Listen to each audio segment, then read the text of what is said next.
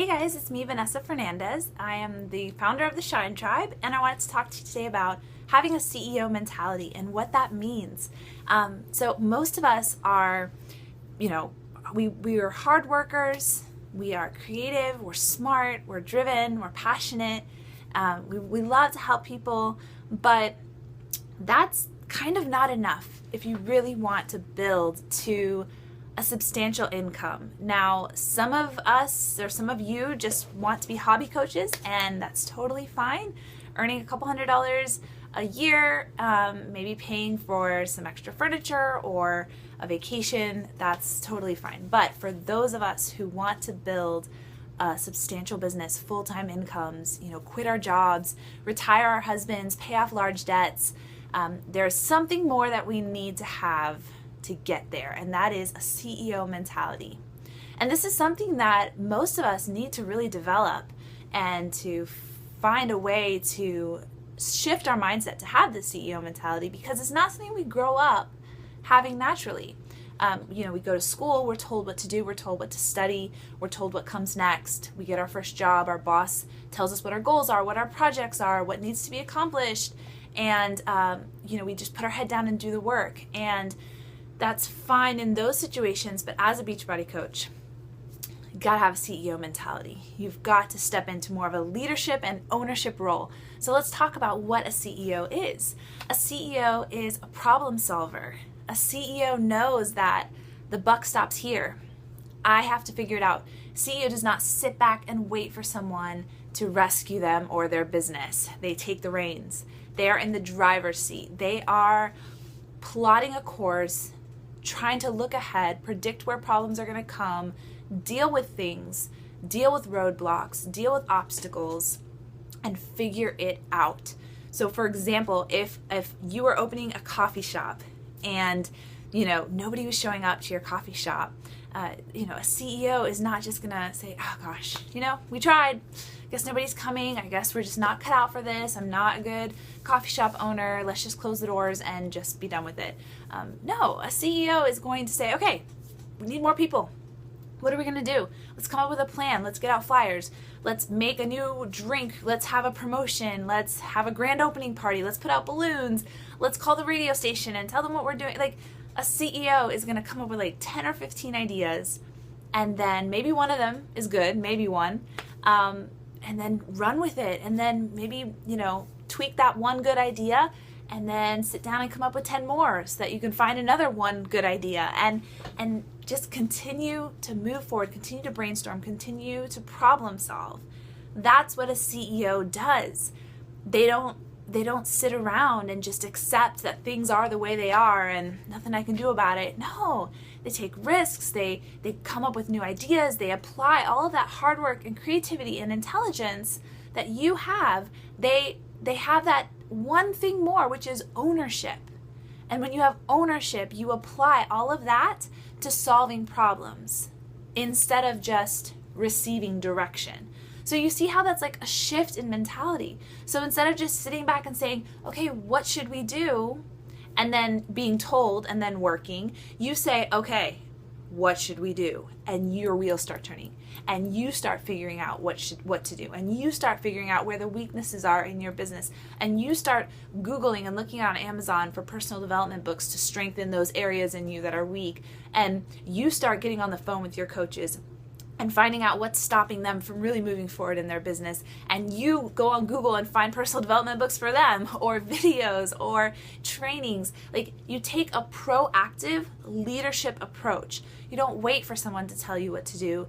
You think it through yourself.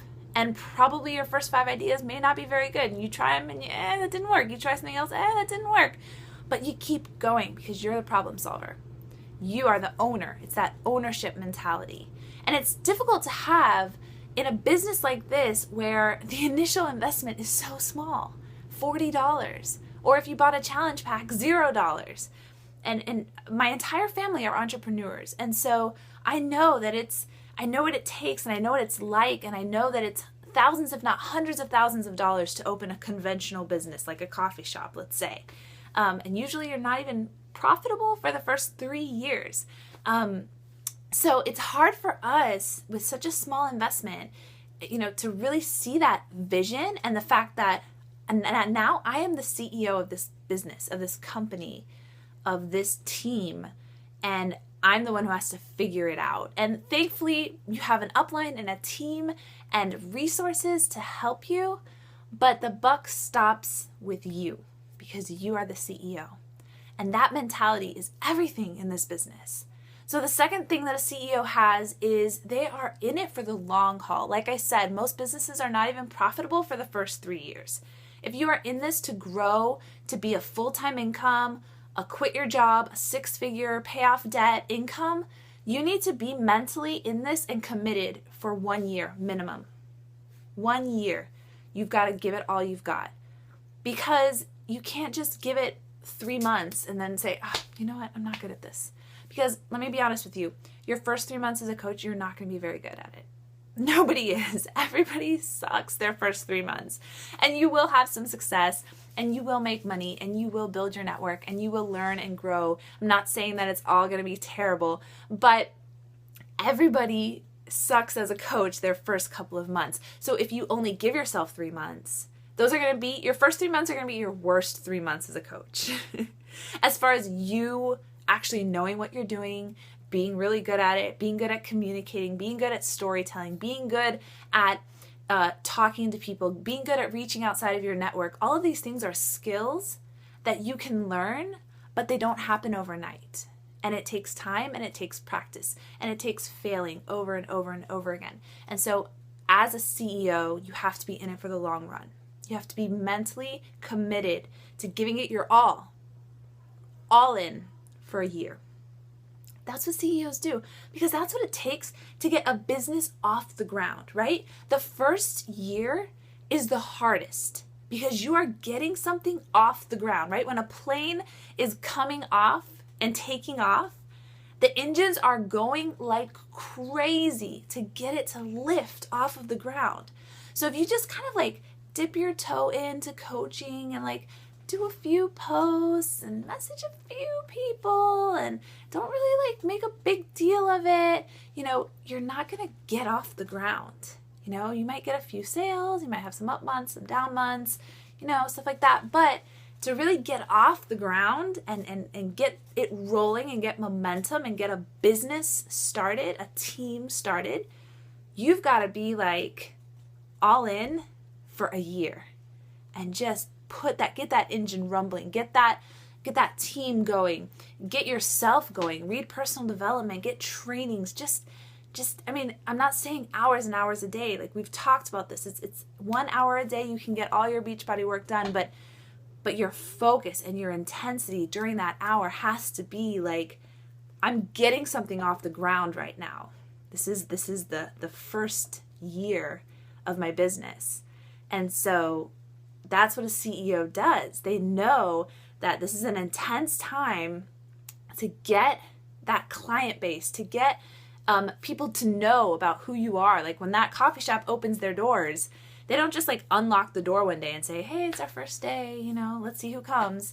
They have a grand opening party. They have balloons and they have a DJ and they have all this stuff, right? Because to get people to know who they are from nothing, you've got to put a little oomph into it, right? That's what a CEO does. Anything a CEO would do, you've got to do in your business, and you've got to figure out how that translates.